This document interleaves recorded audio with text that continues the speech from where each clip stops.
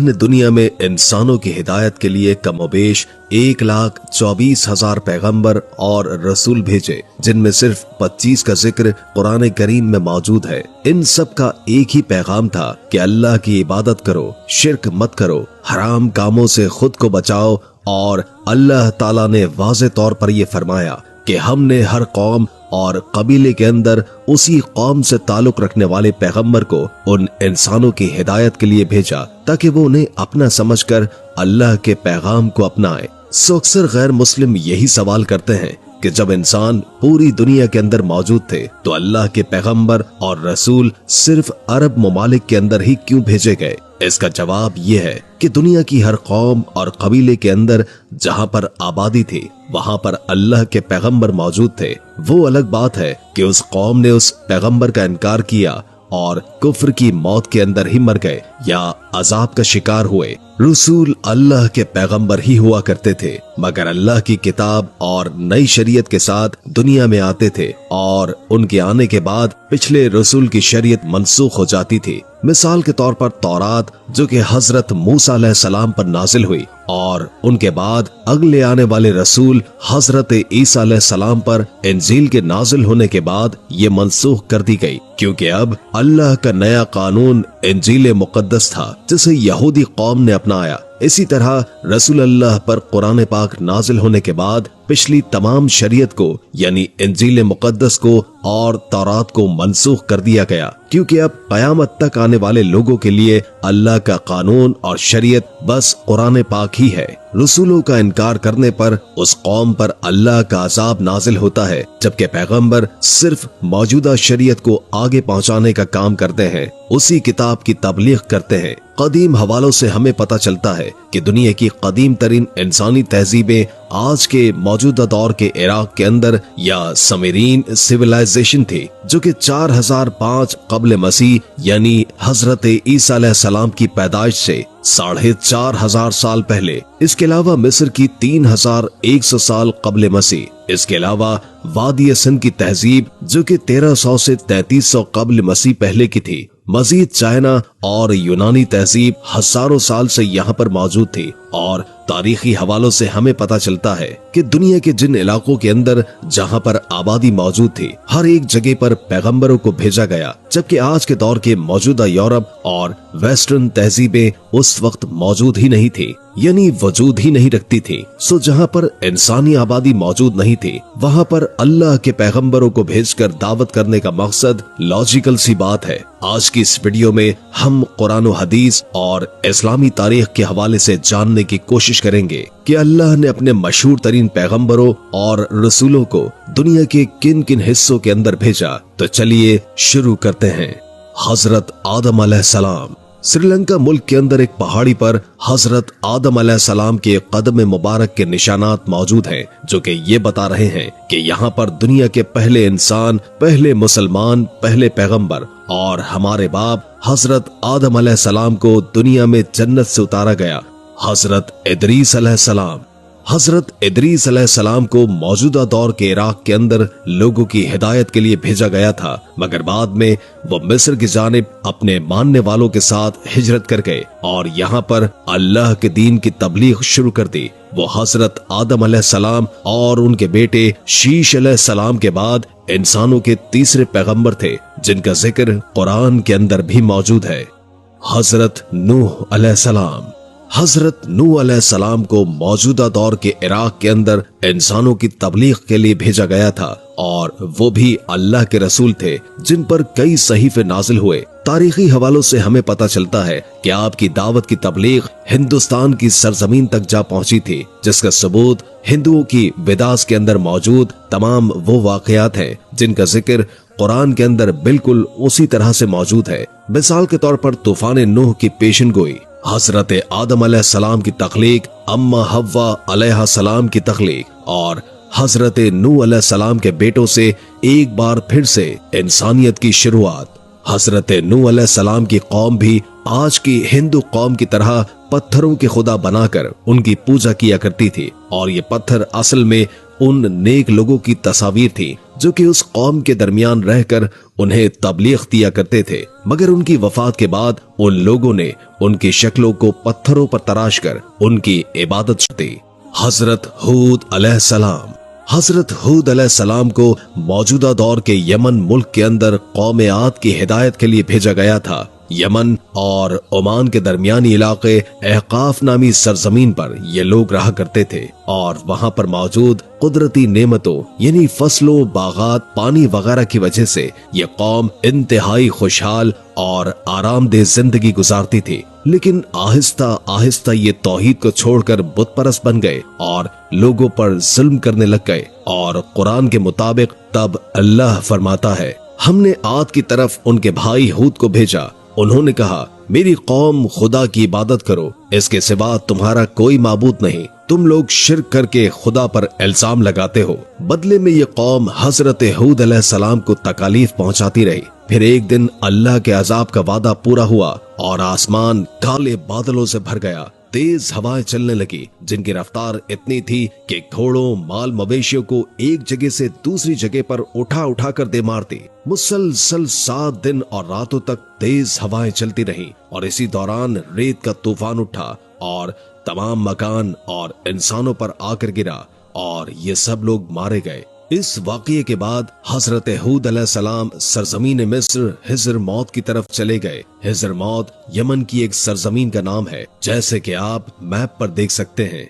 हजरत सालेह अलैहिस्सलाम, आपका वतन भी इराक था, मगर तबलीग के लिए आज के मौजूदा दौर के सऊदी अरब यानी मदीने के शुमाल के अंदर आपको भेजा गया, जहां पर कौम समूद की आबादी मौजूद थी। हजरत सालेह अलैहिस्सलाम नूह अलैहिस्सलाम के बेटे साम की नस्ल से हैं और आपका सिलसिला नसब कुछ यूं है, सालेह बिन अबीर बिन सयाफ बिन माशिह बिन उबैद बिन खाजिर बिन समूद बिन अरम बिन साम बिन नूह अलैहिस्सलाम।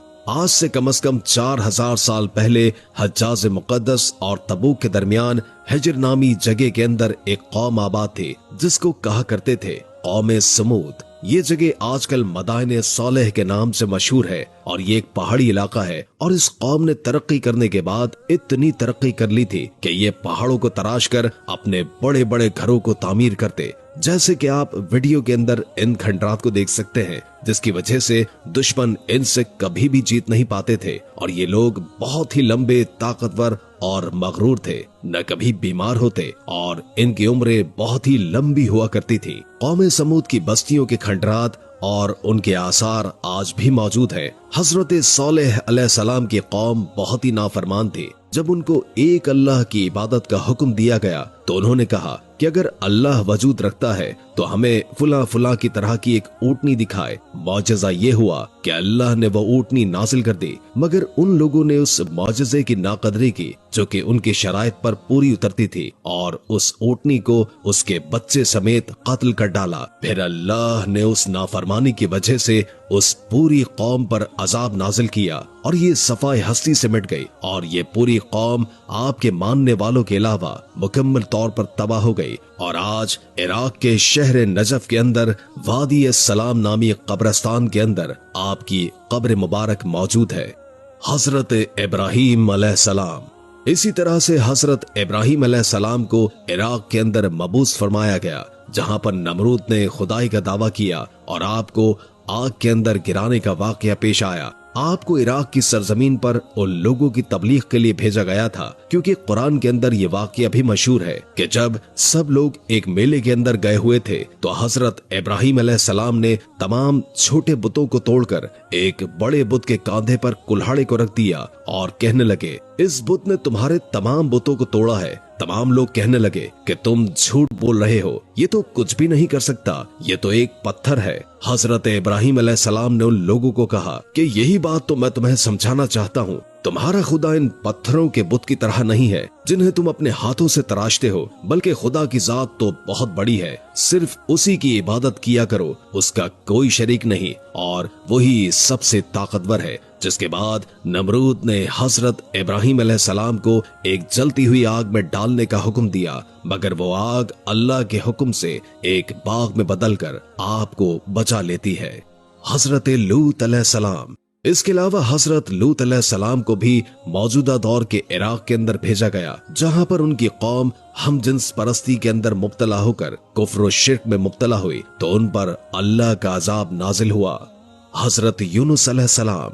इसके अलावा हजरत यूनुस अलैहिस्सलाम को नैनवा इराक के अंदर भेजा गया।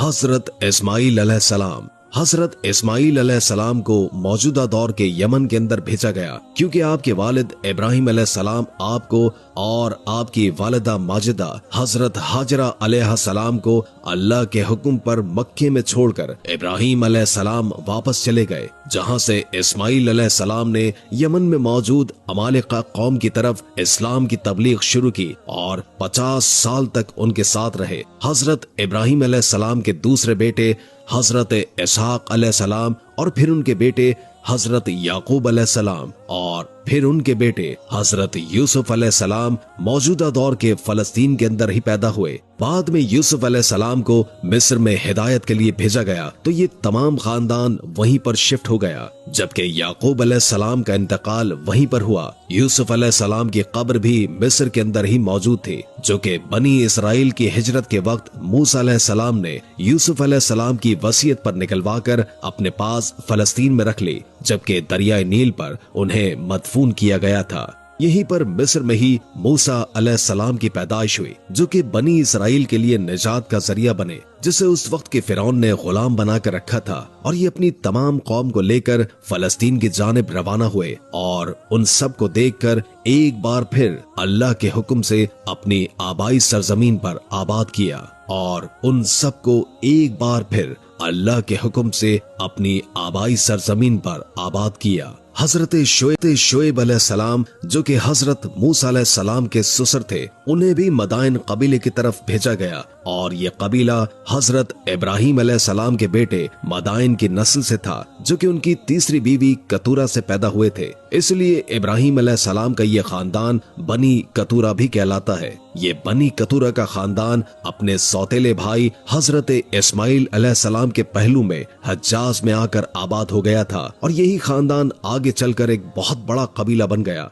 शोएब अलैहिस्सलाम भी चूंकि इसी नस्ल और इसी कबीले से थे, इसलिए उनकी तबलीग के लिए उनको चुना गया और ये इस कौम के लिए पैगंबर थे।